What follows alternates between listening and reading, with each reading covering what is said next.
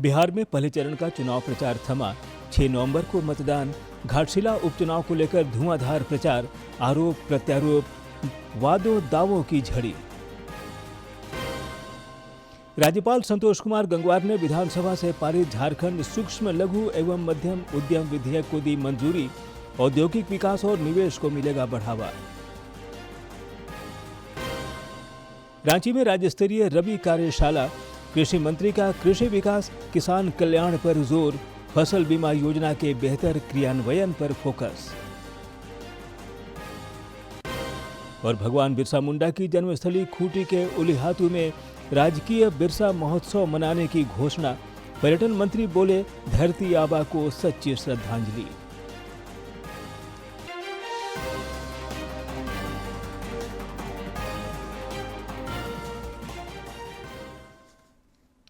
नमस्कार, खबरें झारखंड में आपका स्वागत है।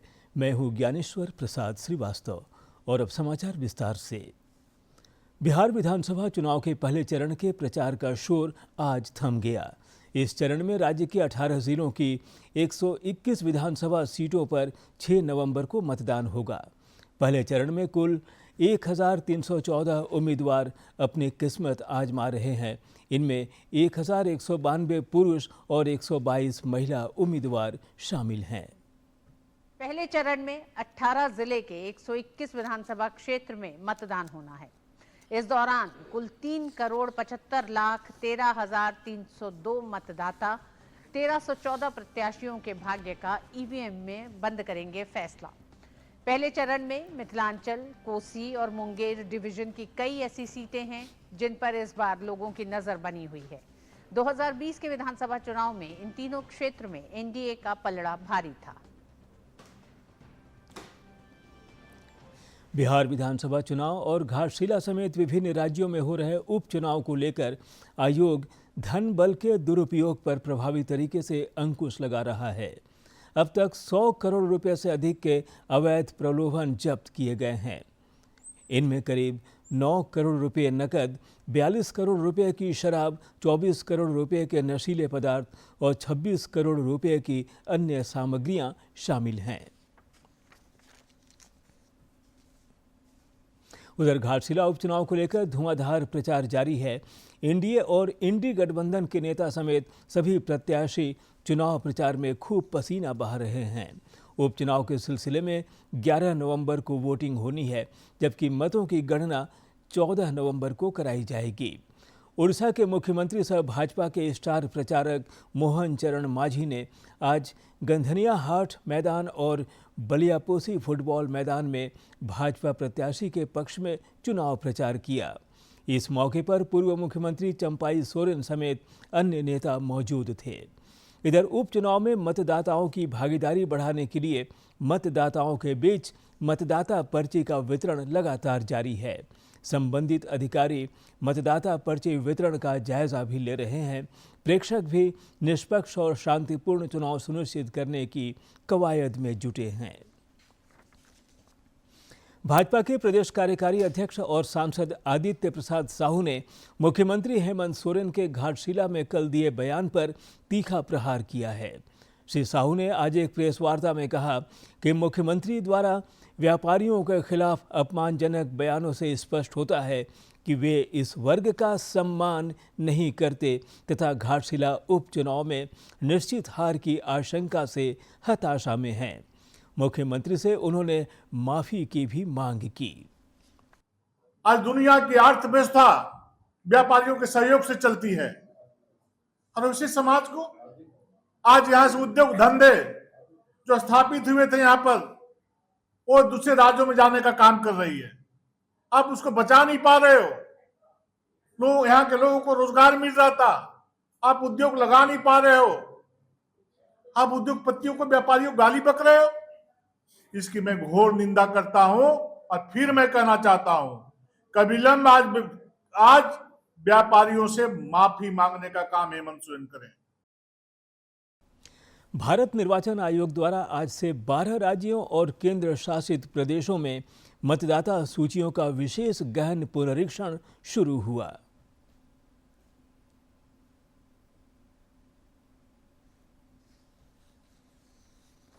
निर्वाचन आयोग का विशेष गहन पुनरीक्षण यानी एसआईआर अभियान का दूसरा चरण आज से शुरू हो गया है। इसमें 9 राज्य और 3 केंद्र शासित प्रदेशों के लगभग 51 करोड़ मतदाता शामिल हैं।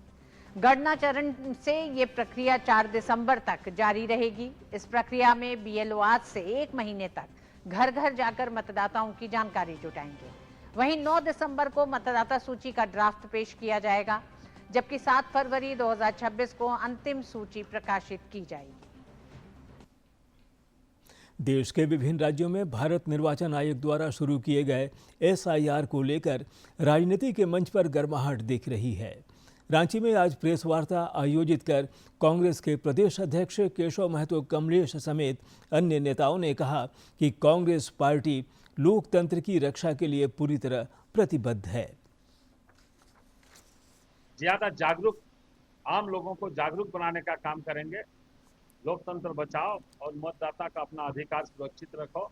हम लोग जागरूक अभियान चलाएंगे ताकि कोई भी हमारा मतदाता जो हैं, जिनकी चर्चा की अभी, दलित, पिछड़े, ओबीसी, चाहे जितने भी मतदाता लोग हैं, वो किसी का छूटे नहीं और गलत किसी का नाम जुटे नहीं। इधर भाजपा के प्रदेश प्रवक्ता प्रतुल नाथ शाहदेव ने कहा है कि जिन लोगों को देश से प्रेम नहीं है, सिर्फ वही तत्व एसआईआर का विरोध कर रहा है। श्री शाहदेव ने कांग्रेस पर तीखा प्रहार करते हुए आरोप लगाया कि घुसपैठियों को स्वार्थी तत्व संरक्षण दे रहे हैं, जबकि मतदाता सूची का शुद्धिकरण जरूरी है।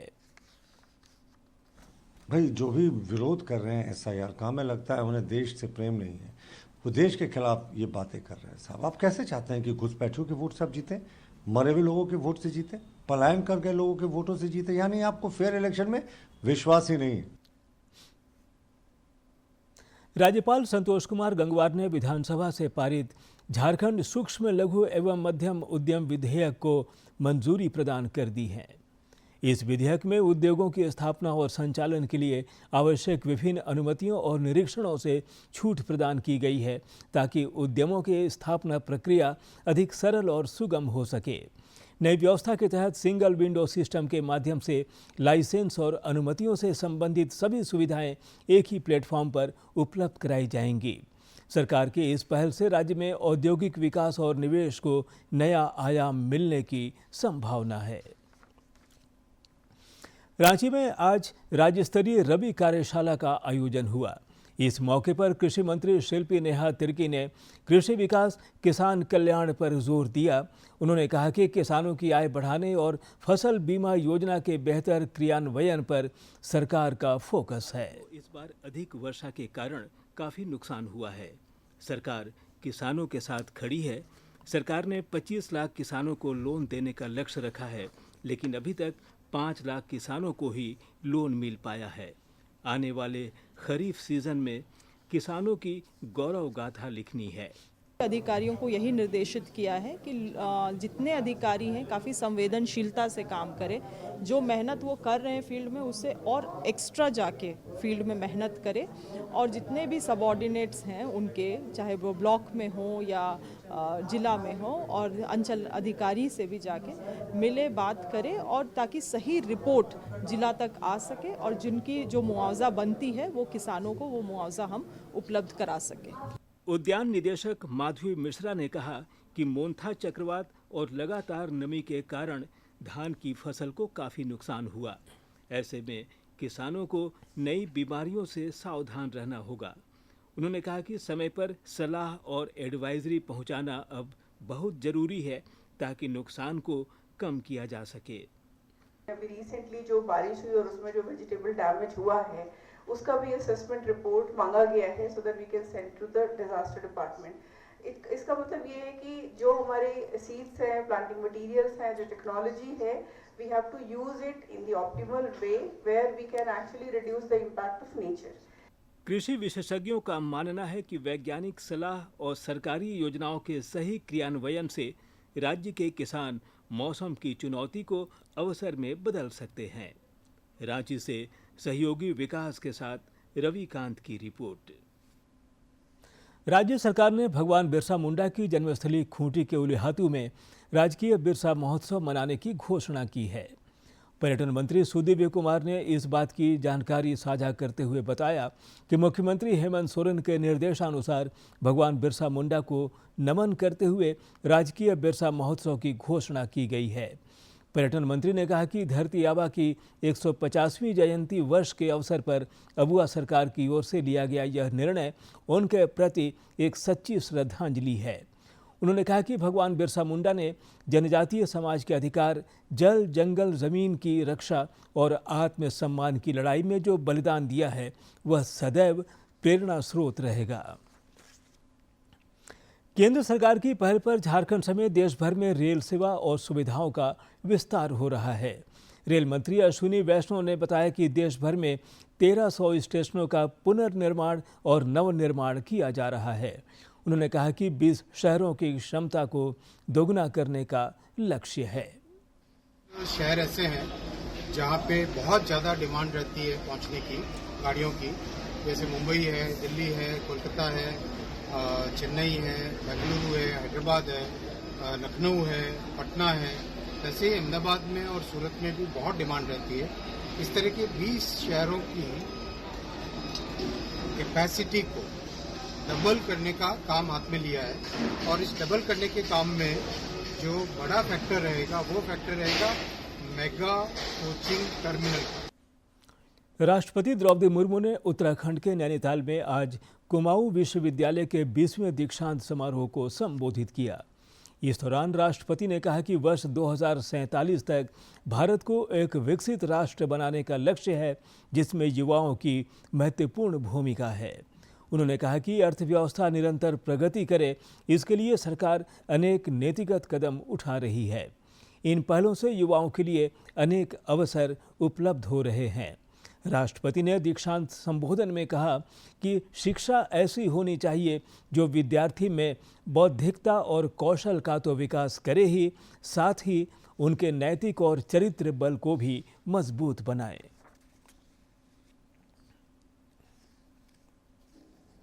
अन्नदान क्षणिका तृप्ति यावज्जीवन च विद्या, अर्थात अन्नदान परम दान होता है और विद्या का दान उससे भी बड़ा है, क्योंकि अन्न से क्षण भर की तृप्ति मिलता है, जबकि विद्या से आजीवन तृप्ति बनी रहता है।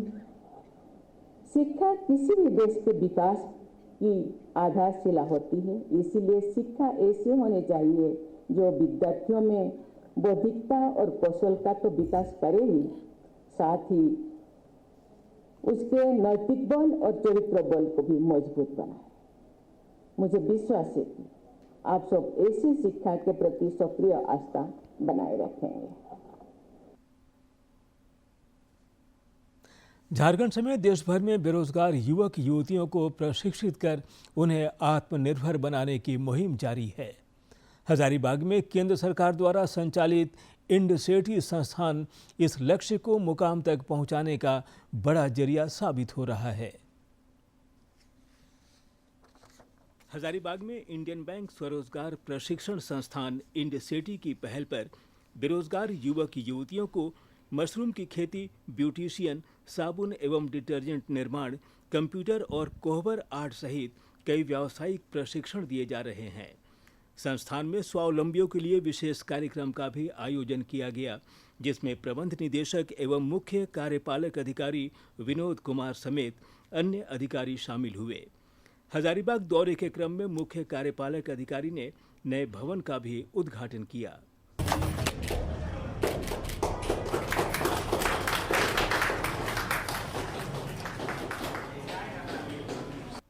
मुख्य कार्यपालक अधिकारी समेत अन्य अधिकारियों ने कहा कि इंडसेटी संस्थान से प्रशिक्षण प्राप्त कर युवा स्वरोजगार के क्षेत्र में न केवल नई पहचान और मुकाम बना रहे हैं, बल्कि वे अन्य लोगों को भी रोजगार से जोड़ रहे हैं।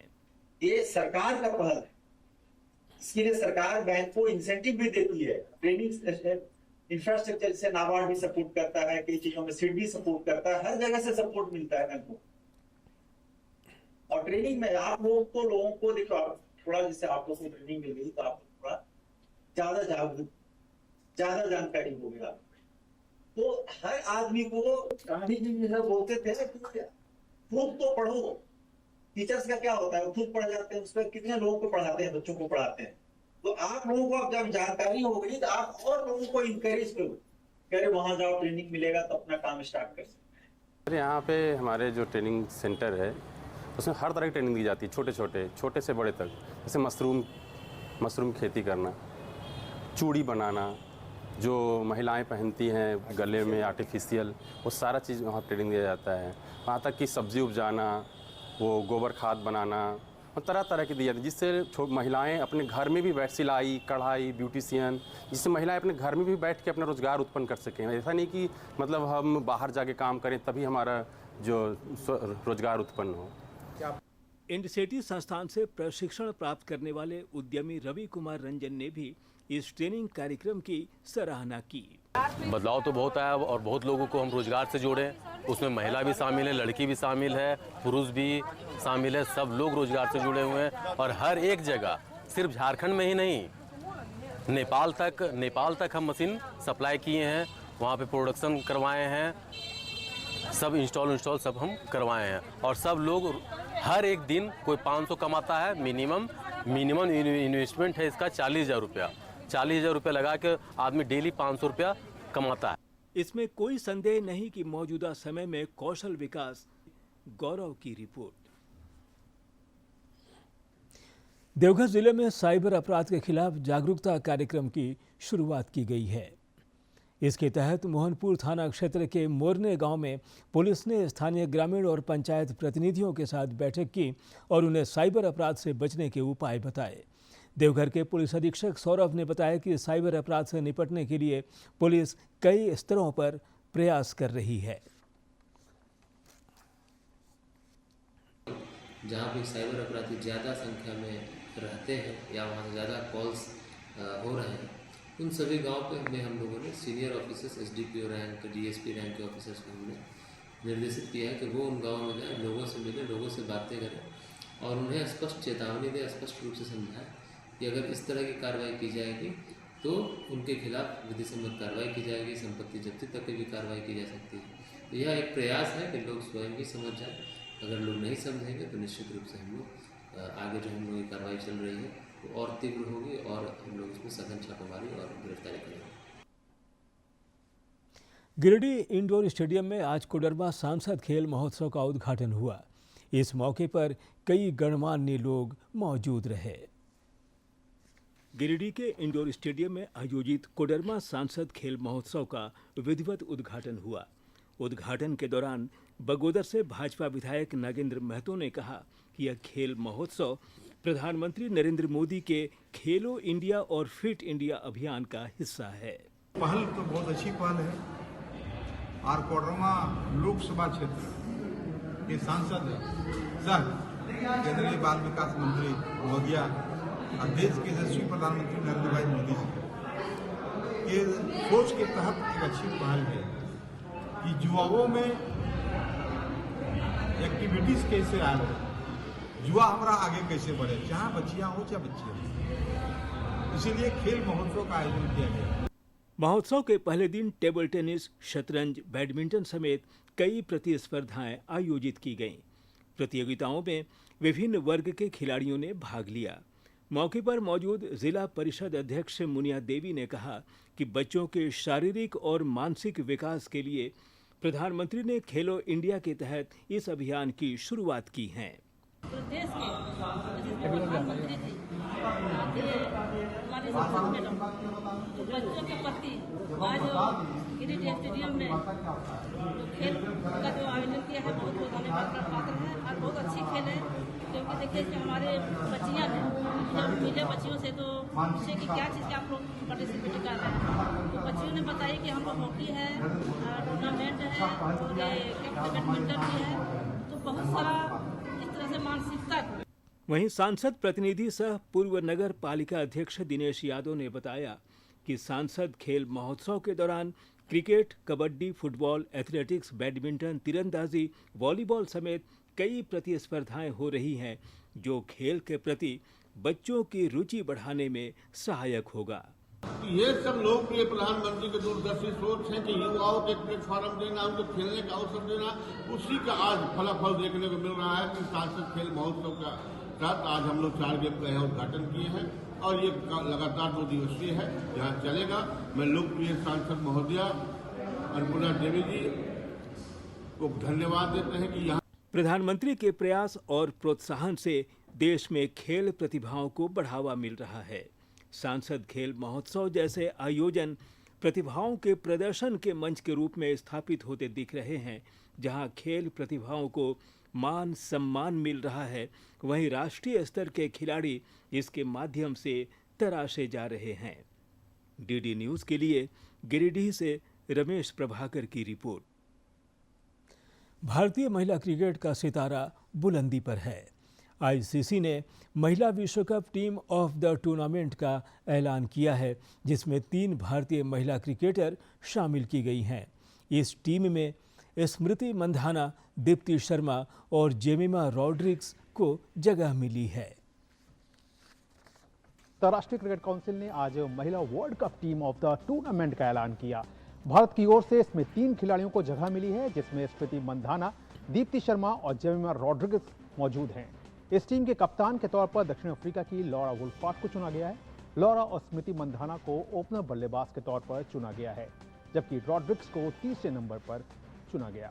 स्मृति ने विश्व कप में 54.25 के औसत से 434 रन बनाए। वहीं रॉड्रिग्स ने ऑस्ट्रेलिया के खिलाफ सेमीफाइनल मुकाबले में भारतीय टीम की जीत में अहम भूमिका निभाई थी और शतकीय पारी खेली थी। दीप्ति शर्मा की बात करें तो ये खिलाड़ी विश्व कप में प्लेयर ऑफ द टूर्नामेंट रही। दीप्ति ने फाइनल मुकाबले में 5 विकेट हासिल किए और भारतीय टीम की जीत में अहम भूमिका निभाई। दीप्ति ने बल्ले से 215 रन जबकि 22 विकेट गेंदबाजी करके हासिल किए। और अब कुछ खबर राज्य के विभिन्न जिलों से फटाफट अंदाज में।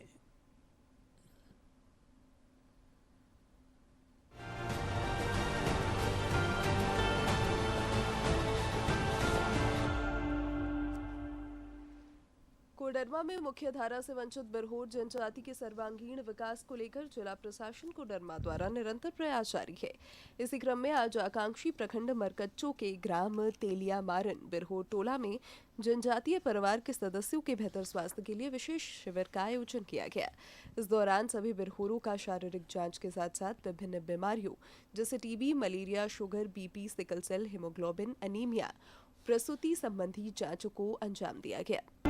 देवघर जिला अंतर्गत कल्याण विभाग द्वारा संचालित योजनाओं की समीक्षात्मक बैठक में योजनावार प्रस्तुत अद्यतन प्रतिवेदन का अवलोकन करते हुए संचालित महत्वपूर्ण योजनाओं, प्री पोस्ट छात्रवृत्ति, साइकिल वितरण, स्वास्थ्य सहायता और अन्य का अधिकतम लाभ लाभुकों को प्रदान करने का निर्देश दिया गया। पश्चिमी सिंहभूम में जनता दरबार के माध्यम से अपर समाहर्ता द्वारा विभिन्न आवेदनों का ऑन द स्पॉट समाधान किया गया।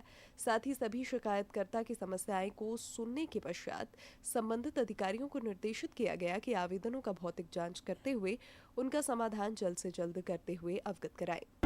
पूर्वी सिंहभूम के उपायुक्त ने एमजीएम अस्पताल, सदर अस्पताल और जमशेदपुर ब्लड बैंक का निरीक्षण कर ब्लड बैंक संचालन की स्थिति, ब्लड स्टोरेज, रिकॉर्ड संधारण तथा सुरक्षा मानकों का अवलोकन कर भारत सरकार एवं राज्य सरकार के सभी दिशा निर्देशों के पूर्ण अनुपालन का निर्देश दिया। घाटशिला विधानसभा उपनिर्वाचन में वरिष्ठ नागरिक 85 से ऊपर एवं दिव्यांग जनों को होम वोटिंग से मतदान कराया गया। सभी मतदाताओं ने मताधिकार के सुगम प्रयोग को लेकर खुशी जाहिर की। दुमका के उपायुक्त ने जामा प्रखंड के भूटो कोडिया पंचायत स्थित विद्यालयों का निरीक्षण किया। पठन पाठन, उपस्थिति, मध्याह्न भोजन और स्वच्छता की स्थिति की समीक्षा की। बच्चों से संवाद कर अध्ययन स्तर जाना और शिक्षक की कमी दूर करने का आश्वासन दिया। पलामू जिले में समाहरणालय सभागार में कारा सुरक्षा समिति की बैठक की गई। इस दौरान कारा सुरक्षा व्यवस्था, कैदियों, बंदियों की मूलभूत सुविधाओं, स्वास्थ्य सेवा, मुलाकाती व्यवस्था, सीसीटीवी कैमरा की स्थिति और आवश्यक बिंदुओं को लेकर उपायुक्त ने निर्देश दिए।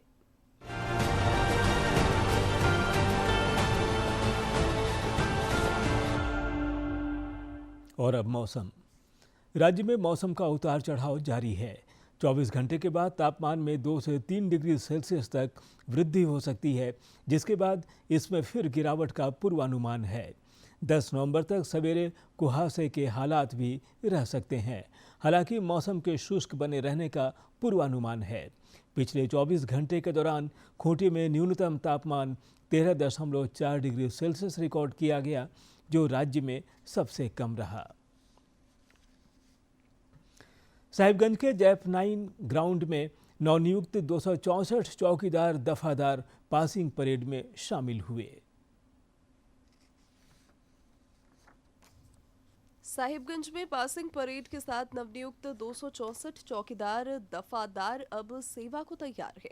पासिंग परेड के दौरान नवनियुक्त चौकीदारों दफादारों द्वारा 20 सेकंड में आंख पर पट्टी बांधकर हथियारों को खोलने और जोड़ने का अभ्यास दिखाया गया, जो आकर्षण का केंद्र रहा। मौके पर दंगा नियंत्रण की भी झांकी पेश की। देख सकते हैं भीड़ पत्थर के भी उतारू है, सुरक्षा कर्मियों पर पत्थर बरसाया जा रहा है। भीड़ अनियंत्रित होता हुआ और सुरक्षा कर्मी भी तैनात इस भीड़ को नियंत्रण करने के लिए।